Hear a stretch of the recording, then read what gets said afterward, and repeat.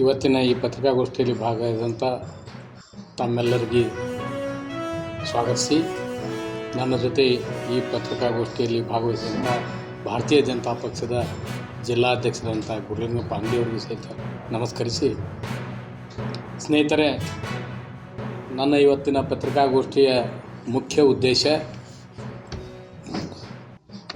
ಅಭಿವೃದ್ಧಿ ಕುಂಠಿತ ಜಿಲ್ಲೆಯ ಮೀಸಲು ಮತಕ್ಷೇತ್ರದ ನಾಗಠಾಣ ಮತಕ್ಷೇತ್ರದ ಅಭಿವೃದ್ಧಿ ವಂಚಿತ ಬಗ್ಗೆ ಕೆಲವೊಂದು ವಿಷಯ ಮತ್ತು ನಗರದ್ದು ಇರ್ಬೋದು ಕೆಲವೊಂದಿಷ್ಟು ವಿಷಯ ತಮ್ಮ ಜೊತೆ ನಾನು ಹಂಚಿಕೊಳ್ಳೋಕ್ಕೆ ಇಷ್ಟಪಡ್ತಾ ಇದ್ದೀನಿ.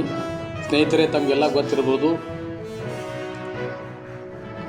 ಕರ್ನಾಟಕ ಅಸೆಂಬ್ಲಿ ಡಿಲಿಮಿಟೇಷನ್ 2008ರಲ್ಲಿ ಆದ ಬಳಿಕ ಹಳೆಯ ಏನು ಭಾಲ್ಕಿ ತಾಲೂಕಿನ ಕಟ್ಟಕ್ ಚಿಂಚೋಳಿ ಗ್ರಾಮದ ರೈತರ ಗೋಳಿದಾಗಿದೆ. ಈ ಗ್ರಾಮದ ಮಲ್ಲಣ್ಣ ದೇವಸ್ಥಾನದಿಂದ ಶಿವಾನಂದ ಜಾವದೆಯ ಜಮೀನುವರೆಗೆ ಸುಮಾರು 1,000 ಎಕರೆ ಜಮೀನಿದೆ.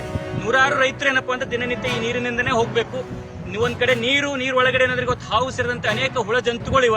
ಇವತ್ತು ಯಾವ ಒಂದು ಪ್ರಾಣ ಪ್ರಾಣವನ್ನೇ ಕೈಲಿಟ್ಕೊಂಡು ಇವತ್ತು ರೈತರು ತಮ್ಮ ಹೊಲಗಳಿಗೆ ದಿನನಿತ್ಯ ಹೋಗಬೇಕಾಗಿದೆ. ಯಾಕಂದ್ರೆ ಹೋಗದಿದ್ರೆ ಅವ್ರ ಜೀವನ ನಡೆಯೋದಿಲ್ಲ.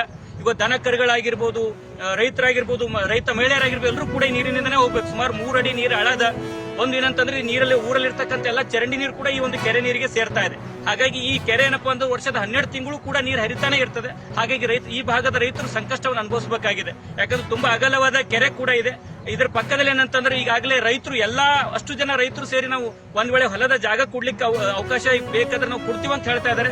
ಹಾಗಾಗಿ ಇದನ್ನ ಅಧಿಕಾರಿಗಳು ಗಂಭೀರವಾಗಿ ಪರಿಗಣಿಸಬೇಕು. ಯಾಕಂದ್ರೆ ಹಿಂದೆ ಕೂಡ ಅವರು ಶಾಸಕರಿಗೆ, ಸಂಸದರಿಗೆ ಎಲ್ಲರೂ ಕೂಡ ಮನವಿ ಮಾಡಿದ್ದಾರೆ. ಆದ್ರೆ ನಮ್ಮ ಜಿಲ್ಲಾ ಉಸ್ತುವಾರಿ ಸಚಿವರಿಗೆ ಇವತ್ತು ತವರು ಕ್ಷೇತ್ರದಲ್ಲಿ ಇವತ್ತು ರೈತರು